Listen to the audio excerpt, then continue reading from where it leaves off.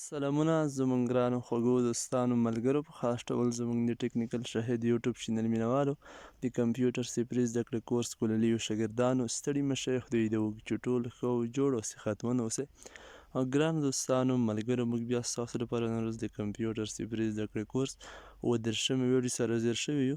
خدای دې وکړي چې نننۍ ویډیو هم ستاسو ټولو دوستانو ملګرو په خاص ډول کوللیو شاګردانو د خوښې وړ وګرځي. نننۍ ویډیو کې زموږ موضوع چې دا بیا هم نوټ برخه ده. په نوټ برخه کې موضوع چې ده مثال کمپیوټر جنریشن. تاسو به په نننۍ ویډیو کې د کمپیوټر جنریشن په بشپړ ډول وپېژنئ چې مثال جنریشن څه ته ویل کېږي، د جنریشن څخه هدف څه دی، مثال څه مقصد دی. ښه نو رابه شو اوس د کمپیوټر جنریشن بشپړ پېژندنې ته چې کمپیوټر جنریشن څه ته ویل کېږي او څه هدف دی ترې. تاسو ټول ګللي شاګردان ویډیو سټیپ بای سټیپ ټولې مکمل مرحلې ګورئ. سکیپ هڅه بالکل مه کوئ په هره ویډیو کې، ځکه چې بیا وروسته له دې چې مثال که هر کله تاسو له همدې پوښتنې سره مخامخ کیږئ، مثال په ښوونځیو کې، پوهنتونونو کې، انسټیټیوټونو کې، نور ښوونیز مثال مرکزونو کې بیا تاسو کوم پوښتنه لاندې رانشي، تاسو باید هر څه په صحیح ډول مطالعه کوئ، وایخلئ، بیا کوم ستونزه او مشکل تاسو ته نه پیدا کیږي. رابه شو مثال د جنریشن پېژندنې ته. د جنریشن مثال په خپله د کمپیوټر نسلونو ته جنریشن ویل کیږي. کیدای شي بعضې دوستان ملګري او شاګردان نسلونه هم نه پېژني چې مثال د نسلونه بیا په څه معنه، لکه څه ډول چې مثال موږ تاسو په تېره ویډیو کې د کمپیوټر په تاریخچه باندې خبره وکړې، مثال تاسو ته مې د کمپیوټر تاریخچه ټوله بیان کړه.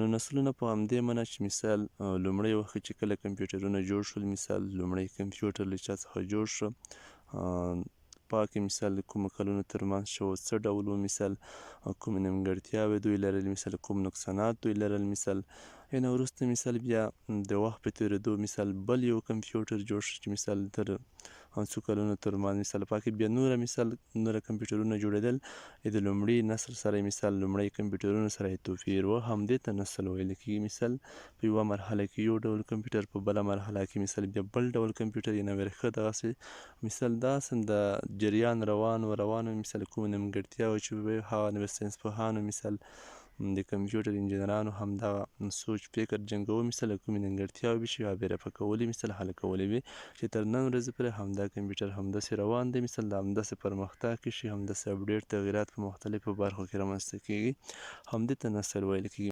وروسته له دې به اوس همدې ته راشو ګللیو شاګردانو چې تر نن تاریخ پورې مثال څومره د کمپیوټر جنریشن مثال یا د کمپیوټر نسلونه رامنځته شوي دي په همدې وخت کې. لومړی کوم جنریشن چې و، مثال لومړی کوم کمپیوټرونه چې رامنځته شول هغه ته فرست جنریشن نوم ورکړل شو چې مثال د لومړی نسل کمپیوټرونه. نه وروسته مثال په همدې کې چې کوم نیمګړتیاوې، کوم نقصانات و، په هغه د کمپیوټر ساینس پوهانو مثال سوچ فکر وکړه. نه وروسته بیا مثال چې په بل سټیپ مثال په بله مرحله کې کوم کمپیوټرونه رامنځته شول هغه ته مثال سیکنډ جنریشن کمپیوټرز نوم ورکړل شو چې همدې ته سیکنډ جنریشن ویل کېږي. په پښتو کې مثال دوهم نسل کمپیوټرونه. هر یو نسل یو بل توپیر لري. دوهم نسل مثال لومړي نسل ته توپیر لري، همدا کمپیوټرونه توپیر یې درلوده. همدې څخه وروسته مثال بیا په بله مرحله کې دریم نسل کمپیوټرونه چې همدې ته ترډ جنریشن ویل کېږي همدا رامنځته شول. همدې څخه وروسته مثال بیا په بله مرحله کې چې همدې ته فورت جنریشن ویل کېږي، مثال څلورم نسل کمپیوټرونه. هر یو نسل همدې نسل بیا دریم نسل ته توپیر و، مثال د دریم نسل دوهم نسل کمپیوټرونو ته توپیر درلوده. همدې څخه وروسته مثال بیا پنځم نسل کمپیوټرونه رامنځته شول چې مثال همدا کمپیوټرونه چې دي له اوس وخت کمپیوټرونه په پنځم نسل کمپیوټرونو کې راځي.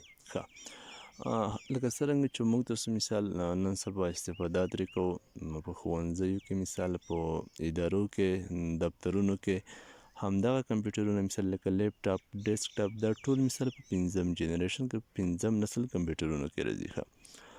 نو خدای دې وکړي چې د جنریشن په بشپړ هدف پوهېدلی یاست، مثال مقصد ته یې رسېدلی یاست. کوم سوال او اندېښنه چا سره نه وي، مثال که بیا هم د چا سره پوښتنه وي د جنریشن په برخه کې تاسو فقط په همدې ویډیو نه کمنټ کولی شئ، مثال خپله پوښتنه پرېښودلی شئ، انشاءالله موږ تاسو ته په خپل وخت سره ځواب درکوو.